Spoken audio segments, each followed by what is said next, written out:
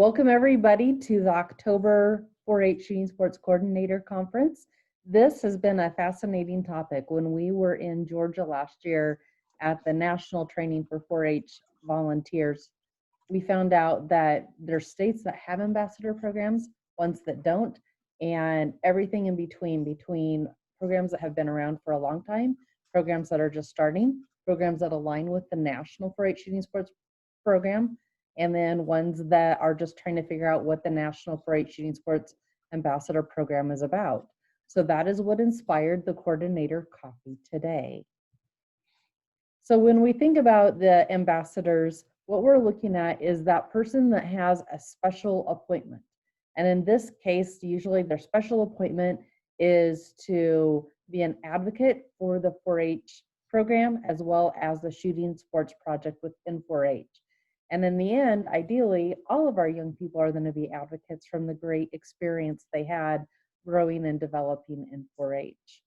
We have 3 panelists today, and the panelists are Larry Perez out of Texas and Nicole Picorni out of Minnesota, myself, Tammy Stewart out of Nebraska.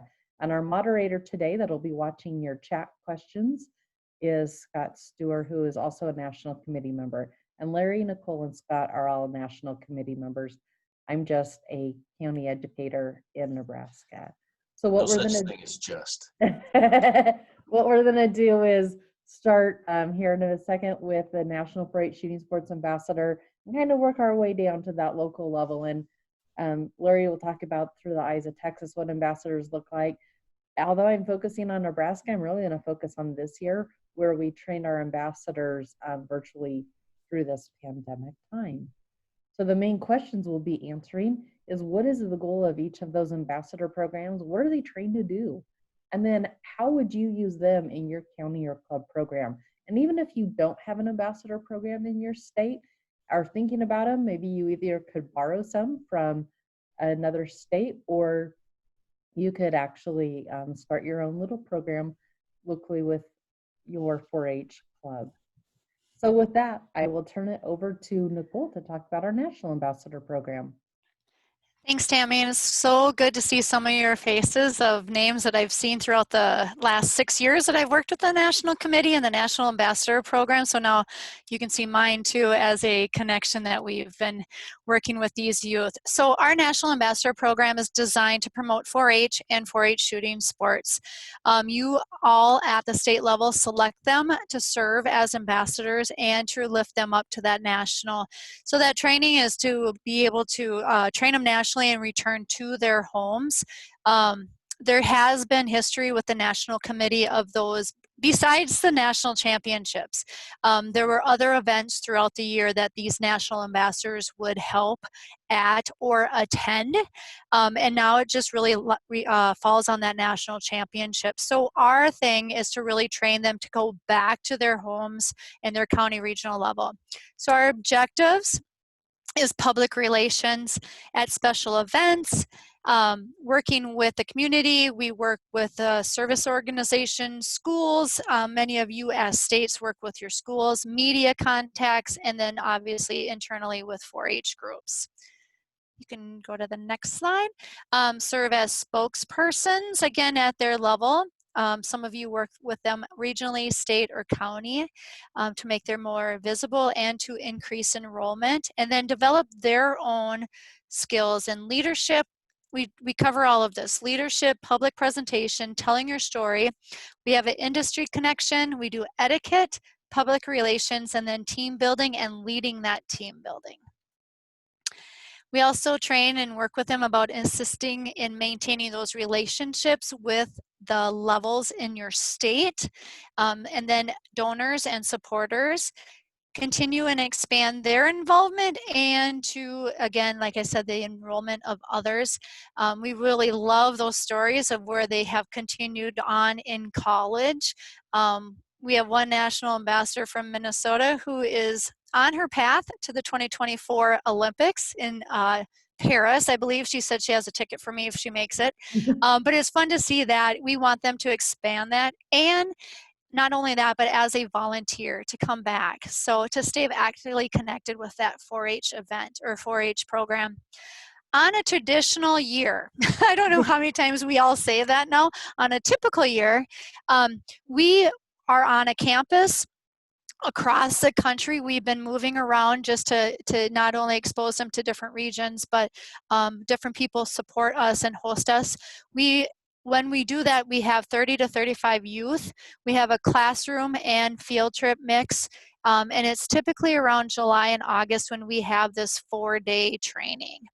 What we did this past summer is we pivoted, like all of us did, and we were able to engage. We had 92. We had 78 that did complete the course this summer, but it was all online. We had 5 different sessions every other week. We went through the Student Leadership Challenge book, along with bringing on guest speakers. We had outdoor writers. We had Olympic gold medal or Olympians going on to 2021, and then we also had those industries. So we had our own industry panels still. So we touched on all of those topics again, and then talked how they can bring this back to their state.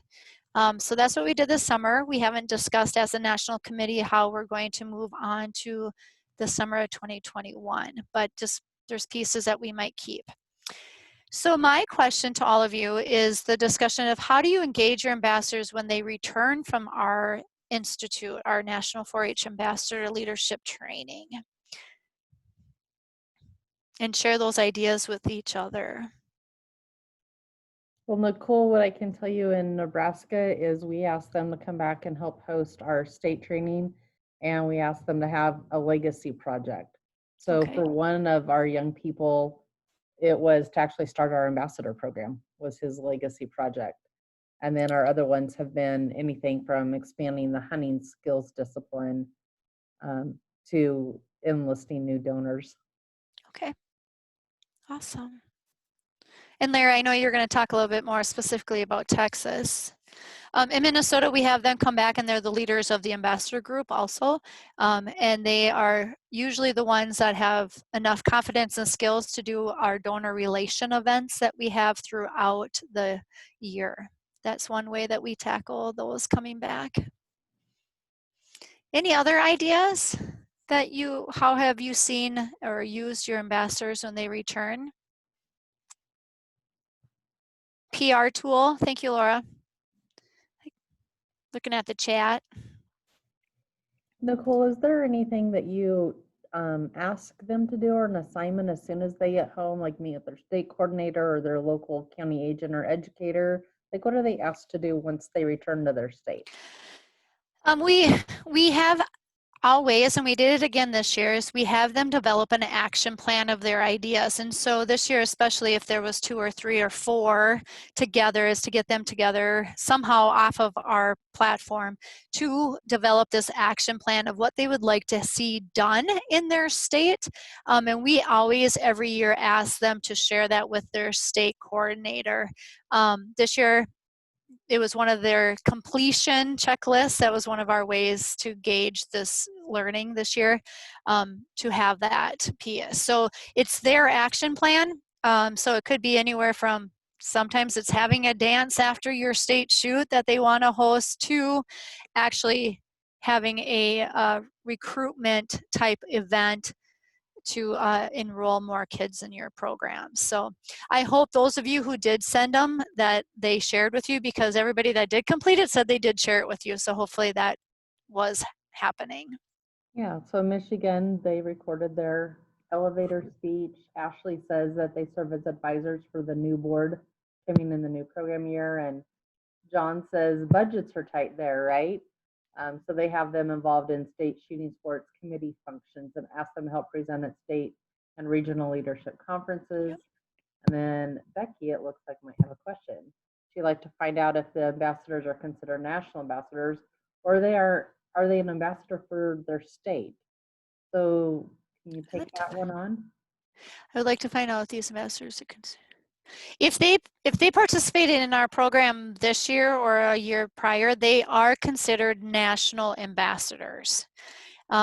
as Larry's going to talk a little bit more too, and I can always share at some other point, but Minnesota, we have a state ambassador training. And Tammy, I think that's what you're going to talk about too, of how you did it virtually. So those are what we call state ambassadors. And so they have some of the similar roles. These youth that complete the program sponsored by the National Shooting Sports Committee are considered national ambassadors. Looks like in South Dakota, Dawn says that they help at state events. And Becky has a good question. So are they expected to do national trips anywhere as a national ambassador? The only one that we do now is the National Shooting Sports Championships. And that caveat is that they're participating, unless your state has funding, that they have already accepted a trip to shoot at the national championships or wildlife hunting skills. And as they are there, they will perform some duties with the national ambassadors, which are the ones that they MC, they present awards, they work with the dance and the social event. So that's our only national trip. Like I mentioned, traditionally, like way years back, they were also going to some of these other national events with the committee, like SHOT Show in January, and those have all been stopped. So it's just the national championships. But we want them to have already accepted a trip through your state so that there's not additional cost for anyone. And I will add to that, because I get calls every year since I coordinate the volunteers at the national championships. If there is somebody that doesn't shoot or didn't make their state team, can they come volunteer? My answer is always yes. We love to have them come volunteer. Mm-hmm. But again, that funding has to be there of how they're going to get there and how that works with the teams that do have some funding to bring them. So yes, and I did bring one year, but that was on my cost, and actually we made her pay most of it anyway. So she paid to come volunteer as a national ambassador, but she was so tied with some kids that she had been with at her national training that she paid for that trip. So it's hard because then we had to figure out how to transport her around at national championships. And so I don't know if I would, if they're not participating as a participant in the championships, I found it really hard. I just wanted to share that too for all of you. And it is additional cost to your state. And then once they are trained, they're trained. So we tend to repeat the model for the national championship, or for the, national training. So they wouldn't learn any additional skills. So once they're trained once, they are a national ambassador until they age out of 4-H. very good. And Darren shared that our new ambassador is leading the state quiz bowl and organizing postal matches. So oh, super cool. Super cool. great. So great. Thank you, Nicole. If you guys have any more questions, Nicole will be on through the end. So type them in the chat, or we'll go to them after we're done here. So Larry Perez is going to talk to us about Texas and how Texas is shooting sports ambassadors. And I believe Texas started an ambassador program and then has recently joined in on the national and sending kids there. So Larry, take it away and tell us about Texas. Thank you. Actually, Tammy, and I don't want to be condescending on this, but believe it or not, the National Ambassador Program was modeled after the Texas Ambassador Program. Texas has had an ambassador program for a long time, many years prior to my being the coordinator here. So it's just kind of an expected thing here. In Texas, we run across some challenges that a lot of people don't, just simply because of the size. So we have to do things a lot different. I would imagine from a state as very small. So say up in the Northeast somewhere, that some of the smaller states that would that our model is, it may work, but it's probably not ideally suited to the smaller states. We start with for our selection, if you want to put it that way, we actually have an application, and the kids have to sit down and fill out the application. And of course, it's all done on 4-H Online, the 4-H Connect system, that we have. Some of the questions that we ask, it's not just a typical, fill out this, we want your data, but they actually have to do a little bit of thinking. It's explain why you want to be an ambassador for Texas, a shooting sports ambassador. Why do you feel that you're qualified to be a shooting sports ambassador? And I realize that my head is probably way not correct here, but You're anyway, good. sorry about that. We ask them to list all the disciplines that they've been involved with in shooting sports, simply because, we may need them to do certain tasks with addressing different disciplines. Which holds the most interest for them? They may say, well, I do everything, but I really like shotgun. We ask what their 4-H leadership positions were. We ask what their leadership positions were in other outside organizations. We want to get a feel for everything about them. We kind of ask what their speaking skills are, whether you're a novice and are scared to death to get in front of somebody to speak, or whether you feel very comfortable, you've been doing this for 3 years and you don't have a problem getting up and speaking in front of people, or more importantly, going into speaking to one person that's very influential.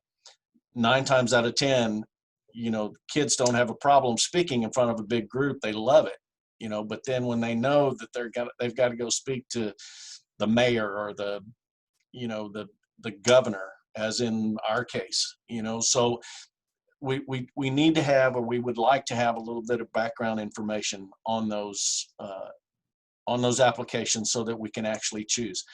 We have a huge ambassador program. It's probably not the time to get into this, but I think ours is a little too big. I think we need to start trimming ours down a little bit. I think totally we have about 75 ambassadors. Now, when you think about 75 ambassadors and going, oh my gosh, what am I doing here? Again, you have to understand that we have 12 districts. We have 254 counties across the state, and somebody in El Paso, it's over 10 to 12-hour drive to get to Beaumont. So we do need there you go. We do need a larger, I guess, a pool, if you want to put it that way, of ambassadors to be able to move around and work with each other to get to wherever they're needing to get to do something. And what I'm saying, to get to something, what do you mean get to something? All right, so what do we ask them to do? It's pretty much the same thing that that everybody does. I don't really feel like we can get into that. That's not a problem. But what we do is there are so many things that they can do that we actually have a point system, and they don't automatically come back next year to be an ambassador. If they're a sophomore in high school, they don't just get to automatically come back. They have to prove to us that they've been active. There are certain point values for certain events, and this is part of the I guess the way to keep track is what you're seeing on the screen now. But there are a number of different things, from newspaper articles to speaking in front of events, to working with someone, working for someone at our trainings, at our events, shooting events. To be let me kind of go back. All right, that was, I'm kind of getting off track here, but the selection part and what they're doing. The term, what I was just talking about, was they don't just get to automatically come back. They have to run through, they have to submit points. We will take them if they get their minimum number of points, they're automatically back the next year. But then of course we have the ones that age out and then we go back through the selection. Everybody, they all have to submit that application, whether they were an ambassador last year or 2 years ago, whatever. If they want to come back the next year, they still have to submit that application. Our big thing, and I was going to get into the training part, the training schedule. Thank you, Scott. I know you're punching this thing around. This is just a typical training. I just kind of wanted y'all to look at it and just kind of see what we did, what we have done in the past. Last year, and this is from a couple of years ago, 2019, 2020, but last year our focus was on, and I noticed somebody said their elevator speech, they worked on their elevator speech, and that was our big focus last year, was the elevator speech. We probably worked for about 3 hours on that. And of course, when you have 70 kids, it's kind of tough running roughshod over that, but they all developed an elevator speech, 2 minutes long, and every one of them was able to get up in front of everybody and give their elevator speech. So it helps them get comfortable in the public speaking aspect when we run through that type of training. That's kind of it. I don't want to go way long. Our ambassador program, the kids will actually they fight to get into it because it's a big deal to them. It's a program where they want to be an ambassador. They get one of the big things that we use them for is the awards presentations, and they get to, that we provide them a really nice ambassador shirt and their name tags, and I think it's more of a prestige thing to them to be recognized by their peers as somebody that's stepped up, not necessarily a president of a club or anything like that, but somebody that's just been selected as a leader, as this ambassador. I really liked what Tammy had earlier, had the definition of the ambassador on there. But here in this state, we use them we use them a lot. I'm trying to search for big words here, but it's not working. And we just use them a lot, from giving out awards to meeting. One of our big events that we have is Ambassador Day at the Capitol. And our kids, now there's a select few, there's not a whole, they don't all get to go, but we actually have a day at the Texas State Capitol where they get, and they run through, we sit down and there's it's kind of an extended training. But they fight over getting into those positions also. I know I kind of went just shotgun approach and threw a bunch of stuff out there.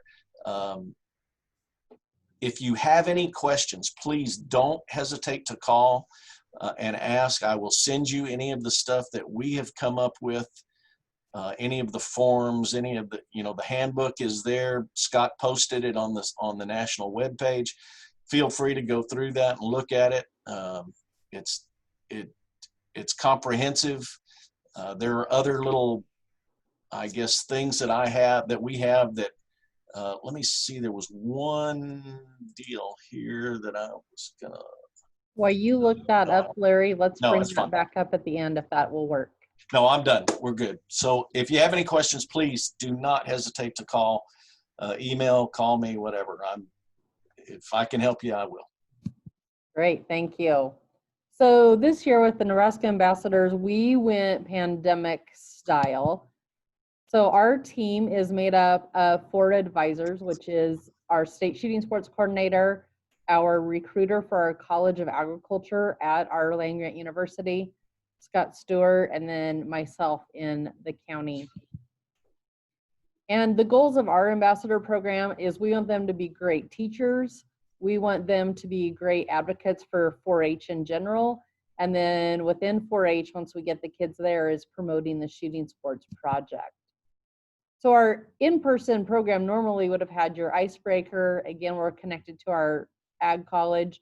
So we have some career readiness that day. We go into teaching and coaching, how to tell their story, their elevator speech. And then we also do a live opportunity, which either the ambassadors host a camp for younger kids, or we go into Cabela's, which those of you that might not know started in Nebraska. So then what happened this year when we couldn't be in person? We went ahead and scheduled 5 trainings that were 30 to 60 minutes. And then the ambassadors would have an assignment in between. And then we have an ambassador that's in their second year paired with an ambassador that's in their first year. And so that's how we help them come along and also meet people. And then each of us as an advisor also served as a mentor to that old and new newbie that we were working with. So our first session, they created their timeline to help tell their 4-H story, whether they joined at age 8 or 13 or 16, and how 4-H has helped them come across the ages and stages that they experience in life. And then our state 4-H shooting sports coordinator was in the second session and sharing out the numbers, because we know when they go do public speaking, they'll need to share the numbers. And then their homework assignment was to find the stats for their county. And then in session 3, it was about telling your story and learning how to really talk about yourself. Because maybe you were too flowery, or maybe you sell yourself short. And so Sue Ellen Pegg, our recruiter, talked about that, which also leads them to college applications and scholarships and things like that. And then session 4 is creating talking points and doing the interviews. And we actually haven't had that session yet. And then another session was how to teach a virtual learning experience, where they put together either a Jeopardy game or a demonstration, and then they were to do it for one of their virtual club meetings locally. So when we have these trainings, though, these 5 sessions, what does that 60 minutes look like? There's a welcome. You can see if it's in red, it's an advisor doing it, and if it's in green, it's one of our youth doing it. And then there is a review of the last lesson. So in this one, they had done their timeline before, so we reviewed the last lesson, see what they came up with for homework. Then the 30 minutes, the meat of it is that new training time. And then we talk about what's coming up next and what's expected of them as a homework assignment based off of what they learned that day. And then we set the training date that works for everybody. We don't have 75 to work with. We just have 6 to 12 ambassadors in any given year. So we come up with a common date. And then they actually do the debrief. And so you can see Alex there had a whole 15 minutes to debrief off of what they learned that day and taking it forward, and then also advice on how we can have a better training. Then we always have a closing thought to leave them on a high note and how proud we are of them. So what do we want our counties to do with these youth ambassadors when they come back then? A STEM activity, which we practice virtual and live ones, to do a live or a Zoom presentation. Our focus this last year was on static exhibits at the state fair, like your carts to carry your shotgun, or making a gun case, a BB holder, that type of stuff. So they would present on that to get more static exhibits, especially going to the state fair, playing a virtual game at a virtual club meeting, or going to like a 4-H achievement party or end of the year celebration to create more interest in the shooting sports project. So the last part of today, now that I've covered Nebraska, is there's ways as a coordinator that at your club and county level that you can help your youth be ambassador ready. So I'm going to ask Nicole and Larry to answer that question, and then anybody else. And I'll start. My advice to you as a coordinator locally is to get your youth up teaching a lesson. So then that way they are used to being in front of groups, they're used to being preparing a succinct message, and they have that adult mentor you, or that if it's like archery or shotgun, that leader, that they can fall back on that safety net when they're up there teaching. So that's my advice on how you can help them become ambassador ready. Nicole, what about you? My advice is at the national training, they develop their elevator speech, and knowing that that's only a few amount of kids for ambassador ready at the state level, I would have them develop that elevator speech, and it's about 2 to 3 minutes. And I have resources that we've been using the last couple of years that I will definitely share with anyone. It's kind of in a lesson plan format. But once they have that 2 to 5 minute elevator speech, then throughout the year, they're already prepared for you if you have like a promotional event for them to speak at. And then they can just quickly change it to meet the needs of that audience and that industry organization. So that's my advice, is to have that elevator speech written out at the hand so that they can just change it up. Good deal. Larry, what's your advice to have them be ambassador ready? I think well, Nicole took mine. Our big deal is the elevator speech. But in addition to that, they need to just understand that our ambassadors, we like for them to go out of their way to be helpful and assist in any way that they can. So being able to go to these events, ask anybody that they can if they can help. Basically, get your name out there. Be familiar to people when the kids walk up and they say, "Oh yeah, I remember that kid. He's really a helpful kid." That goes a long way. That goes an awful long way. Very good. Thanks, Larry. So we're going to go ahead and take the questions in the chat. And if you have a question, you can unmute too and ask. Becky is asking about, has anybody developed a way for ambassadors to network with other 4-H shooting sports ambassadors in different states? They only have one there.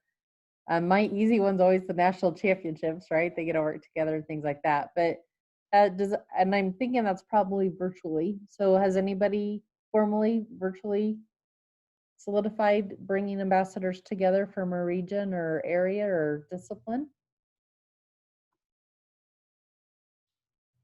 We'll see if any answers pop up on that. I don't.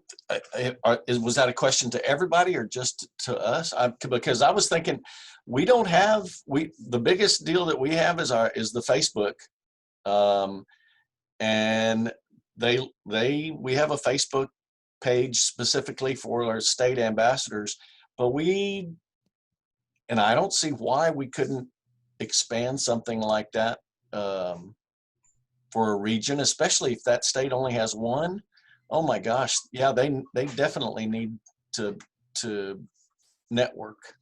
I just want to be able to have him have someone to lean on when we don't have the answers for him. I mean, he's a wonderful young man, and he is so excited to be in this position, and I want to be able to give him the best experience and build from it. I mean, and I know he's going to go a long ways with it. And so we're excited as a state. Everybody's excited to have him as an ambassador. But, you know, again, we don't have anybody else to be able to go to and do things with. And I know Laura has offered, you know, before to, you know, kind of let us join her group and stuff.